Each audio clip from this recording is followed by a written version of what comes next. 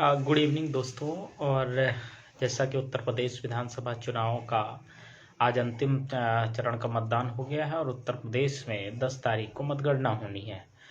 लगातार देर शाम से ही तमाम टीवी चैनल और तमाम सोशल मीडिया साइट्स और जितने भी वेबसाइट्स हैं, तमाम लोग अपने अपने तरह से उत्तर प्रदेश में किसकी सरकार बनेगी और बगल के पंजाब में किसकी सरकार, तमाम राज्यों को अलग अलग से अपने अपने हिसाब से एग्जिट पोल दिखा रहे हैं।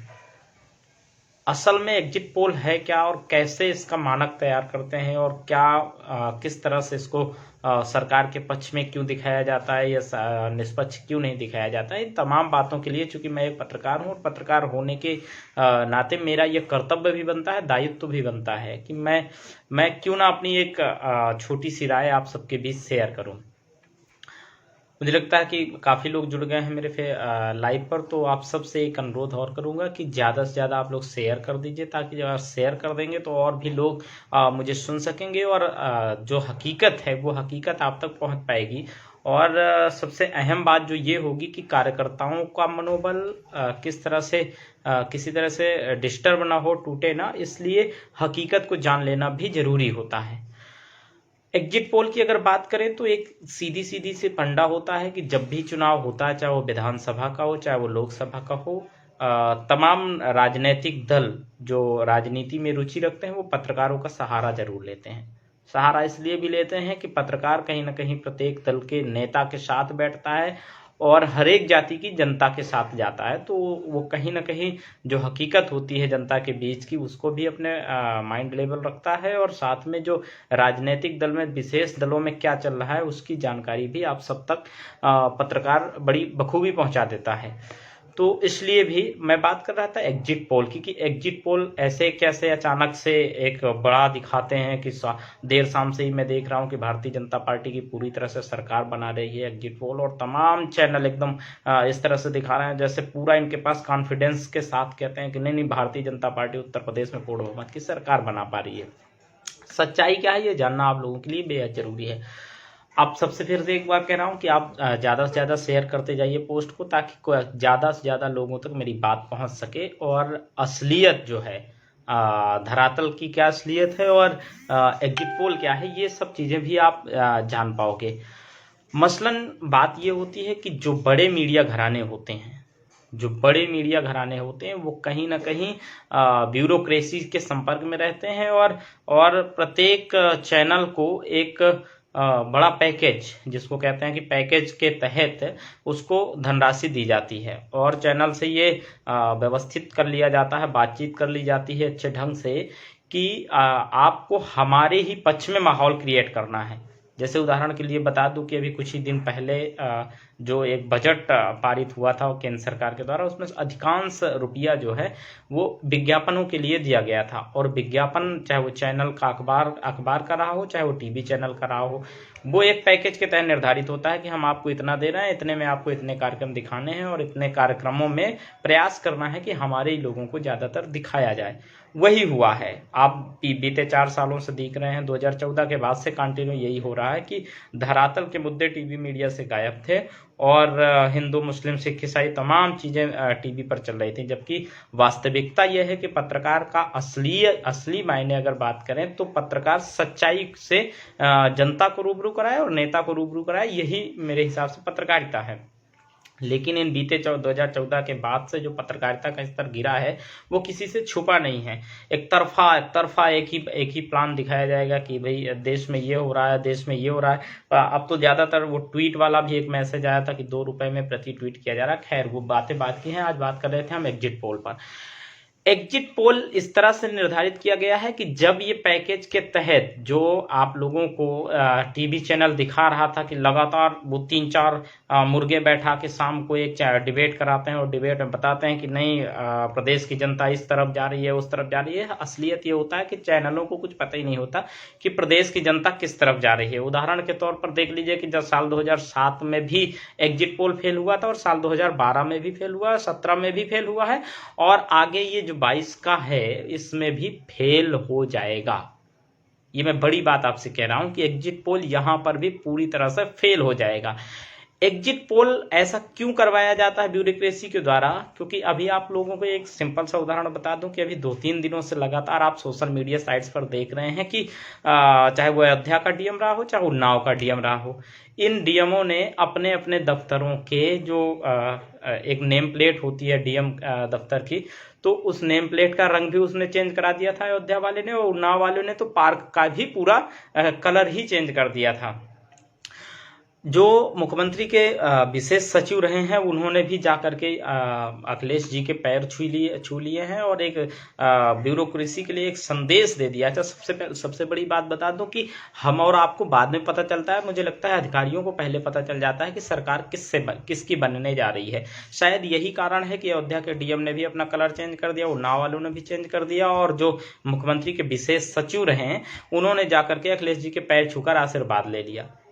क्योंकि आप लोगों ने एक बयान सुना होगा, कई नेता ये कहते हैं कि सबसे पहले अगर कोई चीज बदल जाती है सरकार बदलने से पहले तो वो है ब्यूरोक्रेसी, और ब्यूरोक्रेसी पूरी तरह से बदल गई है। तो एग्जिट पोल का मायने ये था कि जब इनको पैकेज मिलता है चैनल वालों को, तब निर्धारित कर लिया जाता है कि आपको एग्जिट पोल हमारे ही पक्ष में दिखाना है। और उसके पीछे का राज क्या होता है? राज यही होता है कि जो ब्यूरोक्रेसी इधर उधर भगने लगती है सरकार बनने के पहले, वो ब्यूरोक्रेसी असमंजस में पड़ जाए और चुपचाप अपनी जगह बैठी रहे। एग्जिट पोल, अब आप सोच रहे होंगे कि ऐसा क्यों करते हैं एग्जिट पोल मीडिया तो सही सही दिखाता है। अच्छा, हम लोग साथ छाप दें, टीवी चैनलों में चल जाए तो लोग मान लेते हैं कि ये सही सही दिखा रहे हैं। ऐसा कुछ नहीं है। अब एग्जिट पोल इसलिए दिखाया जा रहा है क्योंकि एक खासकर मैं समाजवादी पार्टी के नेताओं के लिए बड़ी बात कहने जा रहा हूं कि एग्जिट पोल से भी आप लोगों को सावधानी बरतने की जरूरत है। पहले तो आप एग्जिट पोल कम देखिए, और दूसरी बात, अगर आप देख रहे हैं तो उनसे सीखिए। उनसे आपको सीखना यह है कि तमाम निर्दलीय विधायक हर जगह 2-2, 4-4 लगभग लड़ जाते हैं। निर्दलीय जो लड़ते हैं वो कहीं ना कहीं वोट काटता है, ये तय है। और वोट काटेगा तो जब चुनाव के नतीजे आने लगते हैं और लगता है कि निर्दलीय विधायक ने इतने वोट प्राप्त कर लिए हैं और सत्ता पक्ष के विधायक को अगर इतने वोट मिल गए होते तो ये चुनाव जीत जाता, तो वहां पर ये जो ब्यूरोक्रेसी डरी सहमी होती है वो निर्दलीय विधायक का वोट सत्ता पक्ष के विधायक के वोट से मिला देता है और सत्ता पक्ष के विधायक को कहीं ना कहीं जिताने का प्रयास करता है। तो ये एक बड़ी बात आपके लिए बता दे रहा हूं मैं कि अगर आपका कोई विधायक, विपक्ष के लोगों, अगर आपका कोई विधायक 1000-1500 वोटों से या फिर इससे कम वोटों से हार जीत रहा है, तो यह जान लीजिए कि उसको अगर जीत रहा है तो उसको हराने का प्रयास पूरी तरह से किया जाएगा। अभी आपको राकेश टिकैत जी का एक बयान याद होगा, उन्होंने स्पष्ट कहा है कि भारतीय जनता पार्टी प्रत्येक जिला से एक विधायक को बेईमानी से जिताना चाहती है। विपक्ष के लोगों, ये एक बड़ा बयान है राकेश टिकैत जी का। अगर आपने इस बयान पर अपनी चिंता जाहिर नहीं की और अपनी सावधानी नहीं बरती तो ये आपके लिए घातक हो सकता है, इसमें कोई शक नहीं है। क्योंकि भारतीय जनता पार्टी का जो अभी तक का पत्रकारों का और बौद्धिक वर्ग का आंकड़ा है वो 100 से 150 सीटें जीतने का आंकड़ा है। मेरा जहां तक मानना है, मुझे लगता है कि 120 से 25 सीटें भारतीय जनता पार्टी जीतेगी। और अगर इतनी सीटें भारतीय जनता पार्टी जीत रही है तो यह जान लीजिए कि प्रत्येक जिले से, जो राकेश टिकैत जी का बयान मैं कोट कर रहा हूं, कि प्रत्येक जिले से एक भारतीय जनता पार्टी का विधायक बेईमानी से जिताया जाएगा।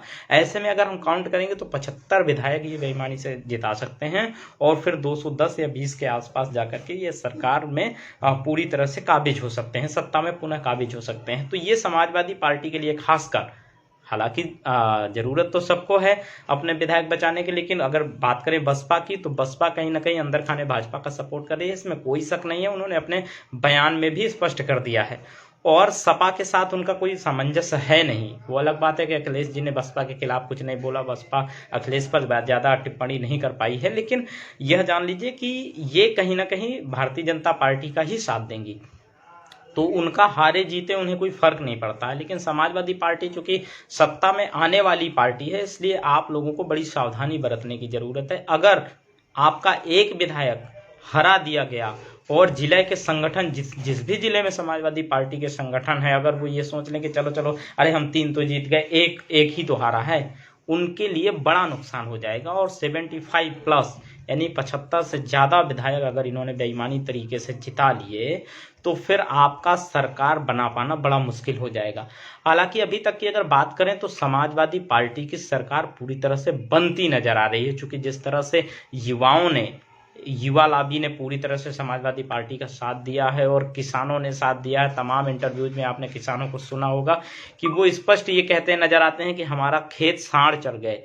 तमाम जो बौद्धिक वर्ग है वो गेहूं, चावल और नमक आदि दिखाते हुए बता देता है कि हमारे इस तरह का हमारे कुत्ते खाते हैं। अभी हाल ही में एक मिर्जापुर का जाने कहाँ का वीडियो आया था, उन्होंने कहा था कि मैं चावल तो लिए जा रहा हूँ लेकिन पीस करके अपने जानवरों को खिला दूंगा, लेकिन मैं नहीं खाऊंगा क्योंकि वो चावल सड़ा था। ये मुद्दे गाँव में बड़े गंभीर मुद्दे हैं और ये पूरी तरह से समाजवादी पार्टी के पक्ष में वोट करने वाले मुद्दे थे। इन मुद्दों की वजह से समाजवादी पार्टी के पक्ष में वोट हुआ है। अगर आप सीधे सीधे बात करेंगे तो उत्तर प्रदेश में तकरीबन 18 से 19 लाख कर्मचारी हैं। एक कर्मचारी का अगर 5 वोट भी होगा तो ये जान लीजिए कि 1 करोड़ यानी कि सीधे सीधे तकरीबन 5% वोट समाजवादी पार्टी के पक्ष में प्लस हो रहा था। शिक्षा मित्र हैं और भी तमाम हैं। महिलाओं की अगर बात करेंगे तो वो कहीं ना कहीं पेंशन के मुद्दे पर वोट किया है उन्होंने। युवाओं की बात करेंगे तो रोजगार के मुद्दे पे वोट किया है। तो ऐसे में एक तमाम जब बड़ा आंकड़ा निकाला जाता है तो उस आंकड़े से स्पष्ट हो जाता है कि समाजवादी पार्टी की सरकार बन रही है। लेकिन एग्जिट पोल जो दिखा रहा है उसमें आपको स्पष्ट दिखाया जा रहा है कि भारतीय जनता पार्टी पुनः वापसी कर पा रही है और समाजवादी पार्टी सत्ता से बहुत दूर है। यह सच नहीं है।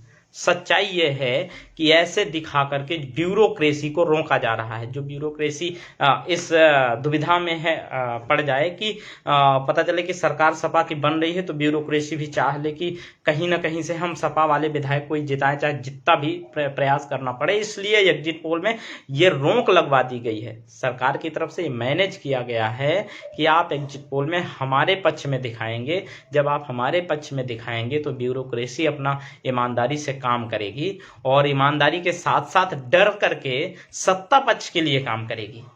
ईमानदारी अब वहां पर खत्म हो जाएगी क्योंकि वो डरेगी कि अगर योगी जी फिर से वापसी कर पा रहे हैं तो फिर हमारी ऐसी तैसी हो जाएगी। इसलिए वो सत्ता पक्ष के लिए काम करेगी। यानी कि जो 100, 150 या 1000, 500 से जीत हार हो रही होगी उसमें प्रयास किया जाएगा कि वर्तमान की सत्ता के विधायक का ही समर्थन किया जाए। तो खासकर जो कार्यकर्ता अभी तक मेहनत कर रहे थे, तमाम लोग थे जिन्होंने संघर्ष किया है, उनके लिए खासकर देखिए अगर मैं फिर से राकेश टिकैत जी की बयान का जिक्र करूं तो उन्होंने स्पष्ट कहा है कि किसान ट्रैक्टर लेके जाए और ट्रैक्टर ही नहीं, ट्रैक्टर के साथ साथ अपनी छुट्टी करके जाएगा, खाना पानी दाना पानी भी ले जाएगा, राशन वगैरह ले जाएगा, ताकि उन्हें किसी भी तरह का हेड़क न रहे और वो अपने वोट को, जिसको भी उन्होंने वोट दिया है, उस व्यक्ति को घर तक सुरक्षित पहुंचा दें।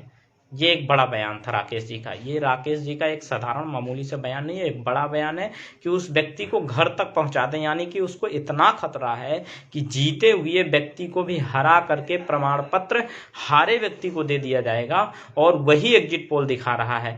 एग्जिट पोल कतई सत्य नहीं होते हैं, कतई सत्य नहीं होते हैं। तकरीबन 21 करोड़ जनसंख्या है उत्तर प्रदेश की और इनके पास अगर मीडिया घरानों की बात करें तो ज़्यादा से ज़्यादा 100 कार्यकर्ता होंगे। अब 100 कार्यकर्ता 21 करोड़ लोगों का मत नहीं जान सकते हैं। वो सी वोटर, डी वोटर, ए वोटर, ये तमाम उटपटांग करते रहते हैं और उनका केवल और केवल अपनी टीआरपी बढ़ानी होती है। इस तरह से अपना उल्टा सीधा करके टीआरपी बढ़ाते हैं, जबकि सच्चाई जब सामने आती है तो परिणाम ठीक उल्टे होते हैं। परिणाम ठीक उल्टे होते हैं। लेकिन ब्यूरोक्रेसी को तो एग्जिट पोल थाम सकता है, परंतु कार्यकर्ताओं को, चाहे वो जिस दल का हो, मैं नहीं कह रहा सपा का है, बसपा का है, भाजपा का है, वो किसी भी दल का है, उसको अपने प्रत्याशी के प्रति समर्पित तब तक रहना होगा जब तक वो अपने घर सुरक्षित ना पहुंच जाए, तब तक उसको समर्पित रहना होगा। बड़ी बात बता दूं तो अभी जो जैसे विधानसभा चुनाव हुए थे उसके ठीक पहले जैसे जैसे इनको टिकट मिल गया और प्रचार प्रसार करने लगे तो ये छोटे छोटे जो विधायक लड़ रहे थे, इन्होंने भी पत्रकारों को मैनेज करा था। इन्होंने इसलिए मैनेज करा था कि ये हमारे पक्ष में माहौल बनाएंगे। सबने मैनेज किया है। तो इस बात को आपको सचेत रहने, इस बात को आप लोगों को जान लेना चाहिए कि पत्रकार अगर आपकी खबर कोई छाप दे वो अलग बात है, अगर आपकी चाटुकारिता लिख दे आप समझ जाइएगा कि ये पेड खबर है और वो पत्रकार के लिए कहीं ना कहीं जरूरी भी है। अगर वो आपसे पैसे नहीं ले रहा है या आपका ऐड नहीं ले रहा है, विज्ञापन नहीं ले रहा है, तो फिर उसका चाहे वो चैनल हो चाहे वो अखबार, वो चल नहीं सकता है।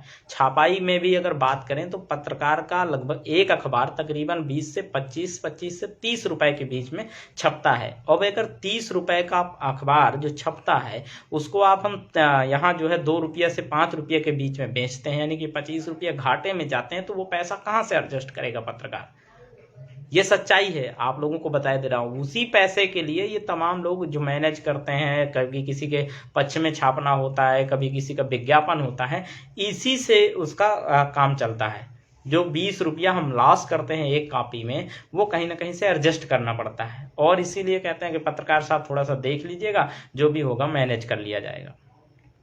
तो मेरा कथन ये था कि आप सब पोल से बिल्कुल दूरी बना लीजिए। 2 दिन की बात है और 2 दिन बाद यथास्थिति स्पष्ट हो जाएगी।